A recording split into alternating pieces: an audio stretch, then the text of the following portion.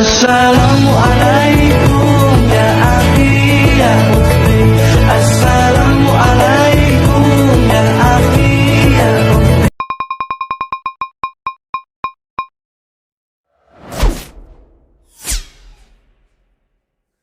Sedekah ya sedekah, biar hartamu berkah. Allah Maha Pemurah, pasti akan ditambah.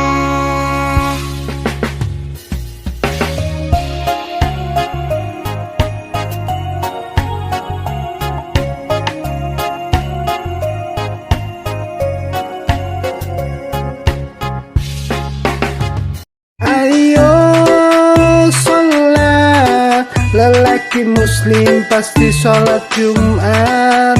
Ayo sholat, lelaki muslim pasti sholat Jumat. Sohibul Hajat, Jumat Berkah.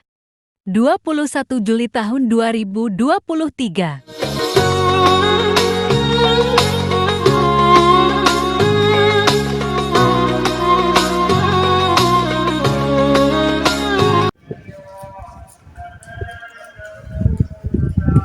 Assalamualaikum warahmatullahi wabarakatuh. Alhamdulillahirrahmanirrahim. Selamat bertemu kembali dan berjumpa dengan anggota Jumat Berkah Masjid An-Nur Taman Permata Indah sepanjang yang dimotori oleh Bapak Profesor Priyono. Pada hari ini kami segenap anggota Jumat Berkah mengucapkan terima kasih yang sebesar-besarnya kepada Bapak Profesor Priyono, yang kedua Bapak Haji Artopan, yang ketiga Bapak Tengku Atmarudin Pekanbaru. Pada hari ini Jumat tanggal 21 Juli 2023, beliau bertiga telah menyajikan hidangan yang istimewa di Masjid An-Nur Taman Permata Indah sepanjang Sidoarjo.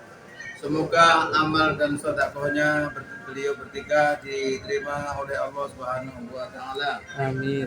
Yang kedua, kami segenap anggota Jumat Berkah mengucapkan selamat kepada Bapak Dr. Nahu Daud dari Ternate yang telah ikut bergabung dengan anggota Jumat Berkah di Masjid An-Nur Taman Permata Indah sepanjang Sidoarjo. Mudah-mudahan segala amal dan kebaikannya diterima oleh Allah Subhanahu wa taala. Amin. Cukup sekian dan demikian apa yang saya sampaikan. Kami ucapkan terima kasih yang sebesar-besarnya. Wabillahi taufik wal hidayah. Wassalamualaikum warahmatullahi wabarakatuh. Waalaikumsalam. Barakallahu lakuma wa baraka alaikuma wa jama'a bainakuma fi khair. Barakallahu lakum. Dan ketahuilah, setiap anak yang membahagiakan orang tuanya, hidupnya pasti bahagia.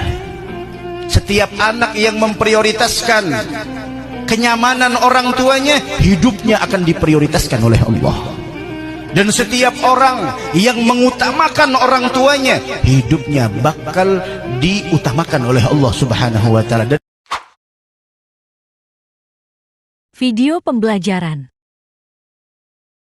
Halo sahabat Bahagia Studio, kembali berjumpa dengan kami di sesi cerita inspiratif kehidupan. Pastinya ada hikmah yang bisa kita ambil dari cerita ini. Ini dia kisahnya. Sekelompok sahabat memutuskan mengumpulkan teman-teman semasa kuliah untuk reuni di kediaman salah satu profesor favorit mereka. Profesor itu sangat populer di kalangan mahasiswa dan telah menjadi mentor bagi sebagian besar dari mereka. Semua perencanaan dilakukan dan pada tanggal yang telah ditentukan, mereka mengunjungi rumah profesor itu. Itu adalah momen yang cukup membahagiakan bagi semua karena mereka baru bertemu kembali setelah sekian lama. Semua orang berbagi informasi satu sama lain. Ada yang sukses di bidang pekerjaan, ada yang sukses membuka usaha, ada yang di pemerintahan, dan ada juga yang masih merintis.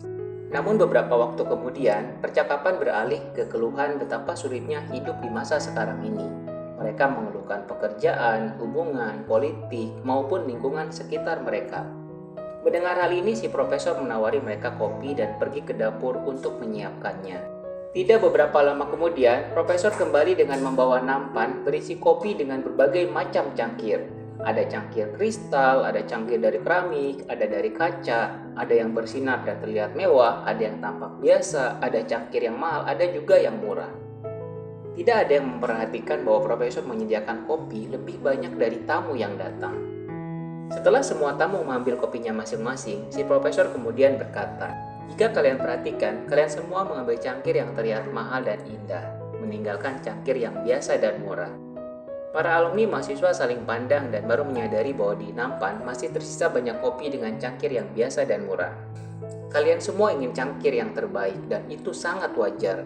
Namun dari banyak kasus, keinginan itulah yang menjadi sumber banyak kesulitan dan kekecewaan yang kalian alami.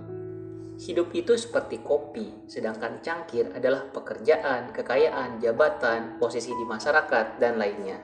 Apapun jenis cangkirnya, tidak akan merubah kualitas kopi. Jangan sampai karena kita sibuk mencari cangkir yang mahal, kita tidak menjaga kualitas kopi. Padahal kualitas kopi itulah yang harusnya menjadi fokus kita sehingga kita bisa menikmatinya. Fokuslah pada kualitas seperti kejujuran, kerja keras, hati yang tulus, maka apapun pekerjaan kita, seberapapun kekayaan kita, apapun jabatan dan posisi kita di masyarakat, maka kita akan selalu bisa menikmati hidup dengan bahagia. Mendengar ucapan profesor mereka, para alumni universitas itu terdiam. Mereka menjadi merasa malu karena mengeluhkan kehidupan mereka masing-masing. Sahabat Bahagia Studio, sama seperti saat kita akan menikmati kopi, yang harus kita perhatikan adalah kualitas kopinya, bukan cangkirnya. Dalam hidup yang harus kita perhatikan adalah kualitas diri kita seperti integritas, kerja keras, ketulusan, sehingga apapun kondisinya, kita akan selalu bisa menikmati hidup dengan bahagia dan penuh rasa syukur. Kami berharap sahabat dapat mengambil pelajaran dari kisah ini. Dan mohon bantu kami agar selalu terus berbagi dengan cara like, share, dan subscribe channel ini ya. Sampai jumpa.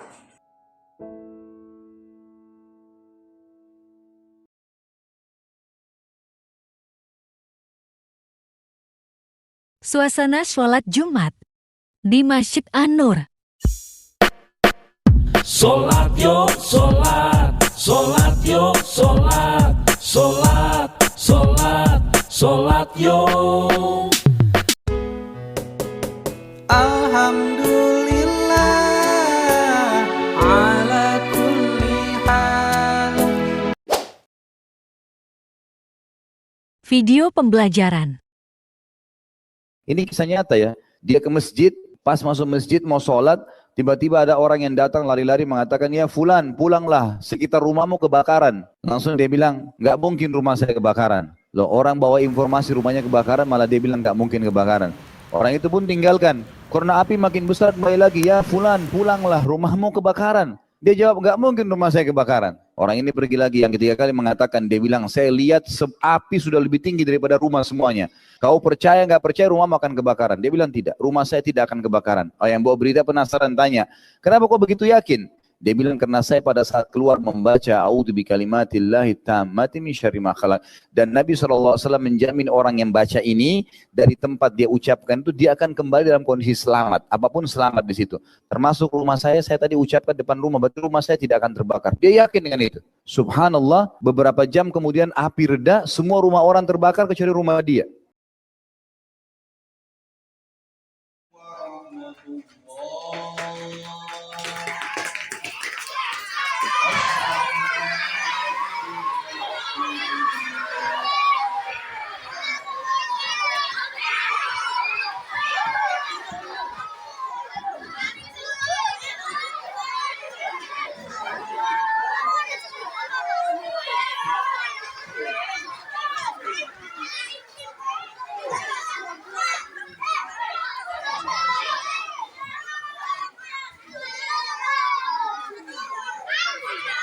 Ayo satu-satu, ayo satu ya, nggak boleh double.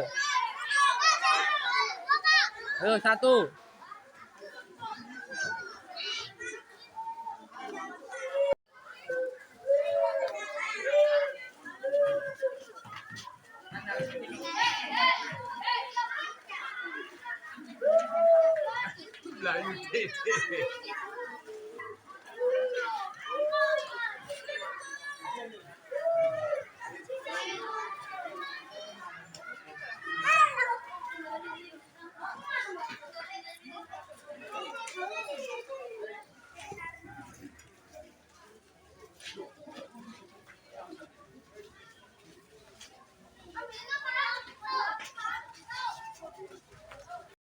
Video pembelajaran. Nyumbang 5.000 perak, berharap surga, nangis pula tuh. Ya ada khilal jannata mala. Malaikat udah lama mau membenamkan dia ke tanah. Masukkan aja kata malaikat. Kata Allah jangan dulu. Mungkin habis pengajian ini dia nambah. Alhamdulillah setelah pengajian Ustadz Somad, bapak tuh lupa Ustadz orangnya pelit, bakal, kikir. Tapi setelah Ustadz Somad ceramah, sekarang setiap kotak lewat berapa? 7.000.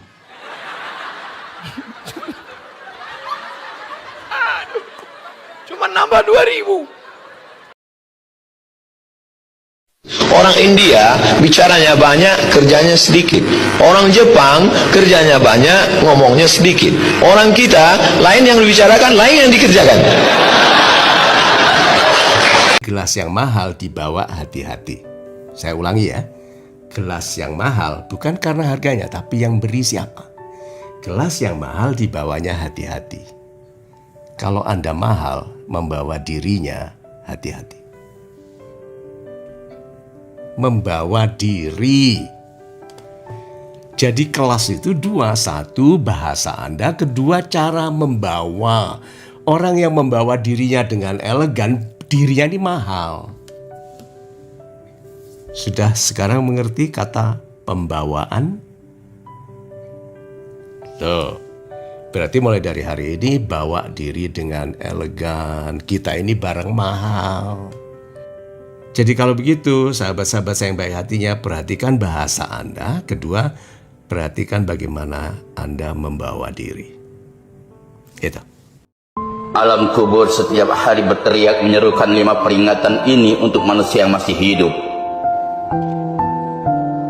Pertama, carilah teman yang akan menemanimu di alam kubur, yaitu semasa masih hidup sering membaca Al-Quran. Kedua, carilah penerang yang akan menerangimu di alam kubur. Salah satunya adalah dengan mengerjakan sholat. Ketiga, carilah alas tidur untuk alasmu di alam kubur.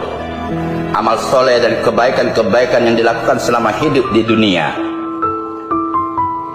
Keempat, bawalah racun dari bumi untuk membunuh ular di alam kubur. Bagi orang-orang yang beriman, racun untuk membunuh ular di alam kubur itu adalah bacaan Bismillahirrahmanirrahim. Kelima, perbanyak membaca kalimat tauhid. Dengan memperbanyak membaca kalimat tauhid, la ilaha illallah Muhammadur Rasulullah. Gimana Pak? Sebentar saya periksa kata dokter. Tak ada lagi. Nah gimana? Bungkus. Bungkus kata dia. Habis diantar. Oh nangislah istri merau. Ya Allah Pak, begitu cepat kau meninggalkan kami. Datang pula anak ayah. Begitu ditimpun selesai doa Allah.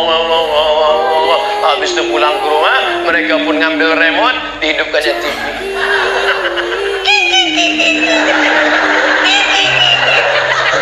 Mana yang katanya buah hati belayan jiwa, harta yang dulu katanya ini harta kita bersama mah. Iya, tapi begitu mati apa yang terjadi? Harta berubah menjadi gono gini.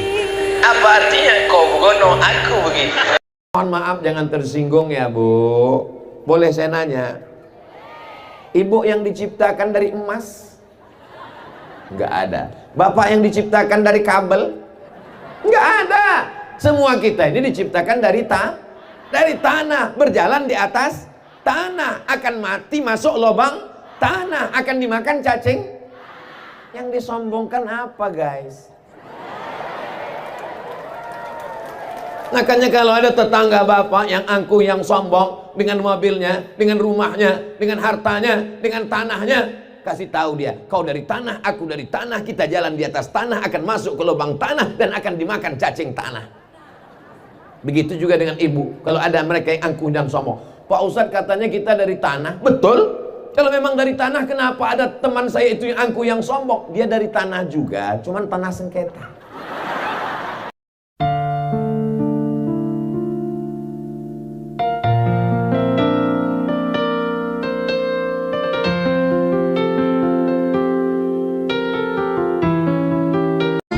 Barangkali kisah seorang tukang bangunan ini patut jadi bahan renungan kita. Selama bertahun-tahun lamanya ia bekerja ikut pemborong. Namun ia merasa tidak mendapatkan bayaran yang lebih. Ia pun kemudian bermaksud mengajukan pensiun, karena ia merasa pengabdiannya selama ini tidak setimpal dengan apa yang ia dapatkan. Pemborong itu pun menyetujui permintaan si tukang. Dengan satu syarat, si tukang harus menyelesaikan satu rumah lagi sebelum tukang itu pensiun. Dengan rasa terpaksa, tukang bangunan itu pun segera membangun rumah tersebut sesuai dengan yang diperintahkan atasannya itu. Ia pun kemudian mengerjakan bangunan tersebut dengan tergesa-gesa dan asal-asalan, karena ia menganggap tidak ada gunanya lagi memberikan yang terbaik karena dia sudah akan pensiun. Selesailah sudah bangunan terakhir yang dia buat. Ia pun menyerahkan kunci rumah baru itu kepada sang pemborong. Sang pemborong itu pun tersenyum dan berkata, "Rumah ini adalah hadiah untukmu, karena kamu telah lama bekerja bersamaku." Seketika terkejutlah tukang bangunan itu, dan ada rasa penyesalan yang mendalam. Mengapa rumah yang akhirnya hendak ia tempat itu ia kerjakan asal-asalan? Begitu juga ibadah yang kita kerjakan di dunia ini. Seumpama rumah yang sedang kita bangun.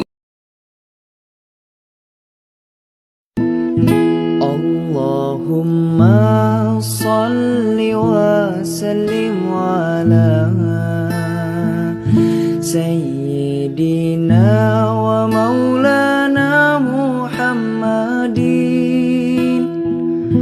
adada ma fi ilmillahi salatan da'iwata bidawami mulkillahi